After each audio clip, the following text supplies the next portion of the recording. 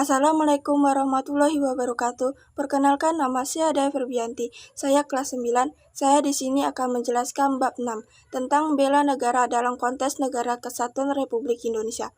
Makna bela negara. Dalam pasal 27 ayat 3 Undang-Undang Dasar Negara Republik Indonesia tahun 1945 dijelaskan bahwa setiap warga negara itu memiliki hak dan kewajiban dalam upaya pembelaan negara. Ditegaskan dalam pasal 9 ayat 1 Undang-Undang Nomor 3 Tahun 2002 tentang Pertahanan Negara. Setiap warga negara berhak dan wajib ikut serta dalam upaya bela negara yang diwujudkan dalam penyelenggaraan pertahanan negara. Menurut Undang-Undang Nomor 3 Tahun 2002 tentang Pertahanan Negara, yang dimaksud dengan bela negara adalah sikap dan perilaku warga negara yang dijiwai oleh kecintaannya kepada Negara Kesatuan Republik Indonesia yang berdasarkan Pancasila dan Undang-Undang Dasar Negara Republik Indonesia tahun 1945 dan menjamin kelangsungan hidup bangsa dan negara. B. Peraturan perundang-undangan yang mengatur bela negara. 1. Undang-Undang Dasar Negara Republik Indonesia tahun 1945. A. Pasal 27 ayat 3. B. Pasal 30 ayat 1. C. Pasal 30 ayat 2. D. Pasal 30 ayat 3. E. Pasal 30 ayat 4. F. Pasal 30 ayat 5.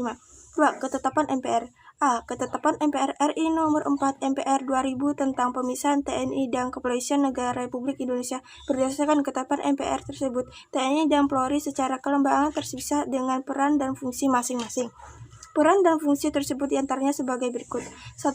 TNI adalah alat negara yang berperan dalam pertahanan negara.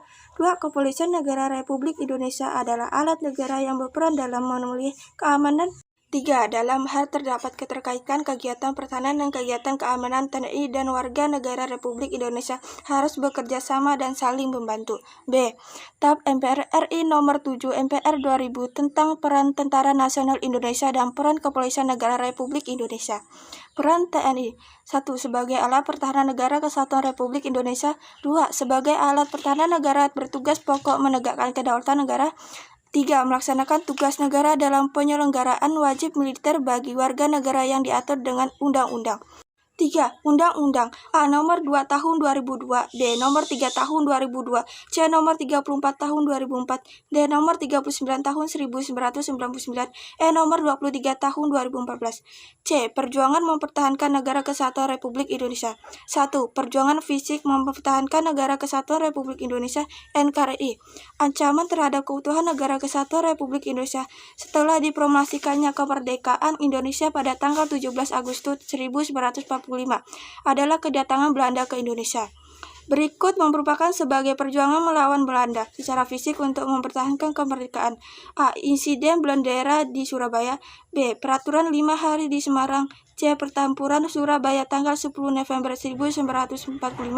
D. Pertempuran Ambarawa. E. Pertempuran Medan Area. F. Bandung Lautan Api. G. Pertempuran Magarana. H. Perlawanan terhadap agresi militer Belanda. I. Perang gerilya.